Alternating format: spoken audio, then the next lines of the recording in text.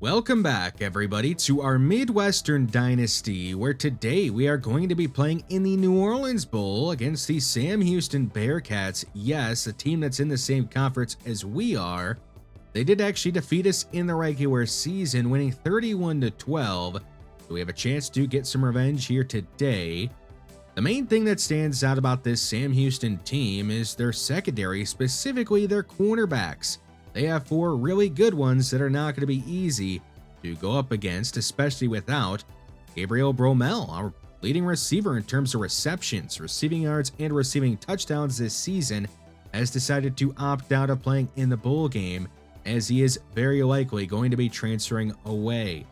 So expect to see a lot more of Devin Gentry, the true freshman wide receiver, who has elite development as his dev trait. I want to get some extra playing time to him here in the bowl game with Bromell opting out.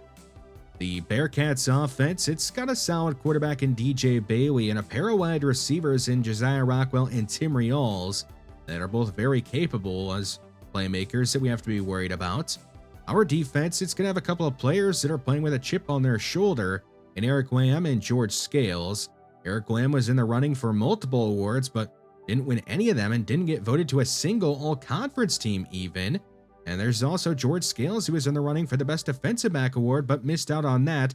And he wasn't even named to the all-freshman conference team. So a couple of our defensive studs are going to be playing with a chip on their shoulder, looking to help us get a win here today and looking to help us finish the season strong with a win here in the New Orleans Bowl over the Bearkats. Let's get this bowl game underway. DJ Bailey back to throw. There's pressure on him, and it'll get to him in time. It's going to be a sack for Kevin Campanaro on the very first play of the game. Certainly not the way the Bearkats wanted this one to begin. After the loss of 5, it'll be a quick hitter to Byron Green, who will make a man miss and pick up 14 yards. He goes down a yard short of the first down. They'll go to shotgun on 3rd and 1. They're going to run it, and they're going to get it. Dante David runs over George Scales. He'll be wrestled to the ground with a gain of 9 as he's up to the 43. E.J. McKinney the back on 1st and 10. He'll get a turn, and he's going to be swallowed up in the backfield. Darius Moore, the senior, is able to make a great play in what is his final game of his college career. The Bearkats on 3rd down. They're going to run it, and they're going to fumble it. It is going to be picked up by Thomas Mintz, and nobody's going to be able to get to him in time. He is going to take it back 42 yards to the end zone. So the Bearkats, they try to be conservative on 3rd down, but it backfires in a big way. And Midwestern is up 7-0, and their offense, it hasn't even been on the field yet. Great play by Andre Quay, who forced a fumble, and also Thomas Smith had the speed to take it all the way back. There is DJ McKinney with a gain of 6 as he's up to the 21. 3rd and 2 at the 23. McKinney getting another chance, and he will not get the first down. He's going to be turned away right at the sticks, and the Owls get a quick stop on defense. And they have their first possession on offense, even though they're up 7-0. A screen to George Barr on 3rd down will get a first down, but not much after it. At the 38 of the Bearkats, Jones is going to go over the middle, and it's going to be pulled in by Devin Gentry, who makes a great catch, but he does not get a first down. The Horned Owls are going to leave the offense on the field on 4th and short, and Avery Sizer, he's going to let this drive to continue with a gain of 3. And have to throw the ball here on 3rd and long. Jones has pressure on his blind side. He's hit as he went it going. The ball go to the ground incomplete. On 4th and 13, not much to do here besides try a long field goal. A 51-yard try for Steven Spears. He is going to hit it off the right upright. It'll be no good. He had the distance, but not the accuracy. So this game is going to remain 7-0. Sam Houston trying to tie this game up. Here is DJ McKinney. He has a lot of room to run and takes it near midfield. Seen a lot of him here after the fumble by Dante David. And he's going to get another carry. And he is right near the first down marker, but he does not get it. He goes down short of it. It'll be 2nd and inches as Dante David is back in the game for the first time after the fumble. And a read option keeper for DJ Bailey is going to get the first down as he's up to the 28-yard line of the Horned Owls. 3rd and 5 for the Bearkats. It'll be a quick throw left side to Bruce, and he makes the catch. But Josh Wood makes a nice one-on-one tackle. So on comes Bargava to kick a field goal. And the kick from 39 yards out is good. It'll get the Bearcats on the board and make it 7-3. Midwestern up by 4 here in the second quarter. It'll be a toss left side to Sizer. He's got some great blocking, has a first down. He's going to throw a defender off and be chased down across midfield. Another long run for Avery Sizer this season. Been really great for us this year. A fake to Darrell left. Jones, he's going to let it fly, taking a shot to the end zone. It is caught by Nick Shields. It'll be a 45-yard strike from Jones to Shields. And Midwestern is now up 14-3. For Jordan Jones, he has 11 touchdowns passing this season. Wasn't our starter to begin the year, but has been pretty solid ever since he took over. The Bearcats down by a couple of scores. Here's DJ Bailey taking a chance down the field and nearly getting picked off. Ben Edmonds almost had the interception. 3rd and 9 for Sam Houston. Pressure on Bailey. He spins out and he's going to be sacked. Eric Lamb is going to drop him. And the Bearcats are going to have to punt the ball away from deep in their own territory, giving Midwestern great starting field position. Jones on 3rd down. He hits Nick Shields, who is able to turn upfield and go down to 24. His second catch on the game. Of course, had the big touchdown not that long ago. Jones is going to hook up with Devin Gentry, who stops on a dime and turns upfield and make it 2nd and short. Now 3rd and 8 at the 11-yard line. Only a 3-man rush. It's a quick pass to Roberto Suarez, who spins by a defender. And he's going to get the first down, in doing so, making it goal to go. A man in motion on 1st and goal. It's a give to Sizer. He is not going to be denied. He'll punch it in for his 12th touchdown this season and 24th of his career. And the Horned Owls are now up by 18 points in the first half of this New Orleans Bowl over the Bearcats. Under 2 minutes to go in the half, a quick throw right side on 3rd and 7 is going to be got by Tim Rials for a fresh set of downs for the Bearcats. Just shy of midfield. It's time for DJ Bailey, but he's running out of it. He's going to spin to his left and be sacked by Darius Moore for a loss of 6. 3rd and 16. It's going to be a run. And Dante David, he's going to head his steam, and he's going to crease, and he's going to go. He'll go 59 yards to the end zone on 3rd and 16. And a long touchdown run went up by this Midwestern defense. A big letdown. And the Bearcats make it 21-10. Now in the 3rd quarter, Midwestern going 5 wide on 3rd and 11. Jones is going to be hit as he let it go. He goes deep right side, and it's underthrown and deflected away by Prox. So Midwestern will punt the ball away on 4th down.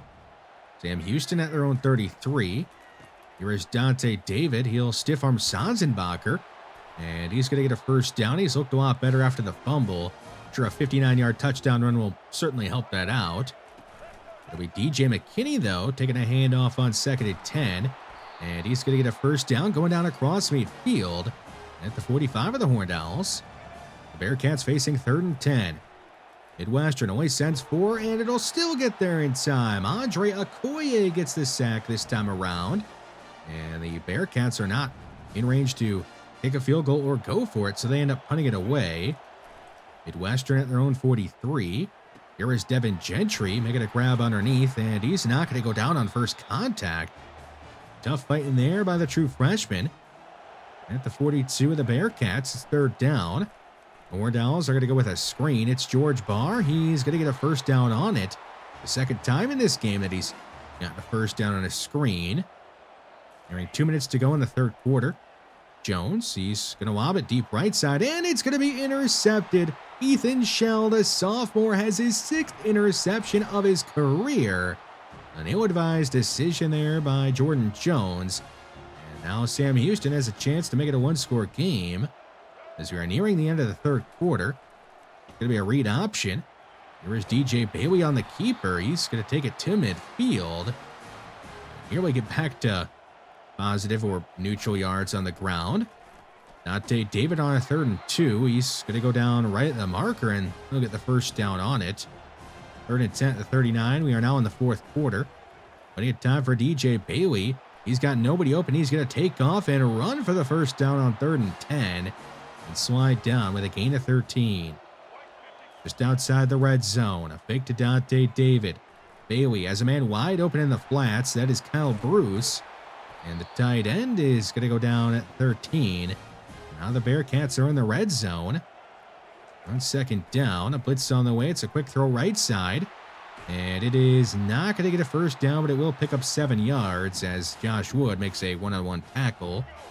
Third down. The Bearcats look at a throw at DJ Bailey is going to go down again. He'll be sacked for the 5th time today. Edward Reed makes the play, and that'll make it 4th and 8. Sam Houston attempting to make this a one-score game brings on Nigel Bargava, and the 29-yard field goal is good. So we have ourselves a 21-13 game here in the 4th quarter of this New Orleans Bowl. New quarterback in the game for Midwestern. He's going to hand it off to Avery Sizer, and he's going to get loose. He is going to fight a defender off, but go out of bounds at the 45 of Sam Houston. New quarterback is Willie Scales, a true freshman. He's going to hand it off to Darrell Left this time, and he's going to run right by Ethan Shell. And out of bounds at the 15 goes Darrell Left. So Willie Scales is doing a great job of handing the ball off, I guess. It's Avery Sizer this time as Darrell Left and Sizer are trading off and on. Good run after good run. It's now goal to go at the 4. Scales is going to flip the pass to Terrence Miles, who's going to cut inside and score. The first pass of his career goes for a 6. And for Terrence Miles, he gets a touchdown in what is going to be his final game of his college career. It'll put Midwestern up 28-13 with about 3 minutes to go in the 4th quarter of this bowl game. Tim Rials is going to have a huge gain for Sam Houston as he's up near midfield. Sam Houston in need of a quick score. They look the way of Josiah Rockwell. He's going to get loose from the Midwestern defense and be corralled and tackled out of bounds at the 16, putting Sam Houston in the red zone. On second down, it's a throw right side off the hands of Deontay Bland, who could have had a game-sealing interception. The Bearcats will live to see another down. They'll throw an RPO, and that's not going to work. Josh Wood is ready for it. He makes the tackle at the line of scrimmage. Now Sam Houston, they're going to hurry things up on 4th and 10. In need of a big play, it's a throw short of the sticks. Tim Rials, he's going to be rallied to and stopped. Short of the first down, it'll be a turnover on downs. And Midwestern gets the stop they need on defense. And they take over at their own 7 with another new quarterback in the game. It is Darius Holloway, the redshirt senior, playing in his final game of his college career. Keeps it on a read option. He goes out of bounds, and that will stop the clock at 2:10. The give to Avery Sizer. And he's going to get loose. He's across midfield. And Avery Sizer, he's going to go 79 yards, putting an exclamation point on this one. A long touchdown run for Avery Sizer, who now has more touchdowns this season than he had all of last year. It is now 35-13 late in the game, and this one is all but over. DJ Bailey, he's going to hook up with Tim Rials for a big gain, and he's going to go all the way to midfield. The Bearcats, they don't want to give up. They're going to use a timeout and stop the clock. Not the 34 of Midwestern. It's a check down, and the pass is going to be caught by Josiah Rockwell. Our timeout used by Sam Houston. Just one remaining for him. Goal to go at the 9 with a minute remaining. Here is Harry Price getting a sack. Another senior playing in his final game. He makes it a pretty nice loss. It's now 3rd and goal at the 14. Bailey trying to get away, and he can't. Darius Moore, the 7th sack of the game for Midwestern. Another senior getting another sack. So ball game on the line here. It's 4th and goal. DJ Bailey takes a shot, and it's going to be incomplete. Bunch of Midwestern defenders there to stop the pass and break it up. And it's another turnover on downs, and that is the game. Midwestern is able to end the season with a bowl game win here in the New Orleans Bowl over Sam Houston, defeating them 35-13. Big day for Avery Sizer, who we'll talk about in a second. I want to talk about this defense first, though. They only gave up 1 touchdown in this game, and it was a fluky one at that. We gave up a 59-yard run on 3rd and 16. Not something you see happen every day. Now, the defense, besides that, and a couple of other big plays that we gave up, it was great in this game. We had a lot of sacks. We had a couple of interceptions, but we dropped them. We had 2 4th down stops and had that fumble return for a touchdown. Now the offense, it relied on the ground game a lot. We ran for 264 yards. We averaged 8 yards per carry and had 4 20-plus yard runs as a team. The big day was for Avery Sizer, who had 170 yards himself on just 11 carries and had 2 touchdowns and averaged 15.4 yards per carry. Great game for him and a great season for him. Darius Moore, he ends up earning National Defensive Player of the Week honors in his final college game. So a great way for him to go out. And here is a look at what happened in the 2026 college football playoffs. Kansas State, they are the national champions as they defeat Stanford 28-24. Looking back at the year we just had, we went 8-5 overall, 1-3 in non-conference games, and 6-2 in conference ones. No conference championship game appearance this year, but we did win another bowl game, so it was another solid year that we put together. The offense, it averaged 29.1 points per game, the most in all of the conference, and 29th most in all of college football. So we were putting up points, but I would like to see our pass offense be a bit better. We had to rely a little bit too much on the ground game for my liking, especially in games where we trailed by a lot that didn't really work out too well for us, like that Nebraska game. We asked Forrest Fry to do more than he could. As for who our starting quarterback is going to be next year, I don't know. Could be Jordan Jones, but I think he's more of a game manager, in my opinion, than really a elite quarterback. There's also Forrest Fry, who had a bad year this year, but was good as a freshman. Maybe we end up rolling with Chuck Flack, the true freshman who's a 4-star prospect that we got to commit to us.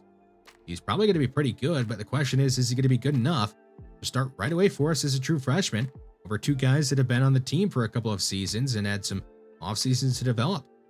The offensive line, that's going to be looking different next year. We are going to be having Addison Bynum and Jimmy Fisher return, but 3 of the other guys are going to be graduating, so expect the offensive line to look different. The pass catching group, that should remain pretty much the same, besides potentially Bromell transferring away, and Terrence Miles, he's going to be graduating.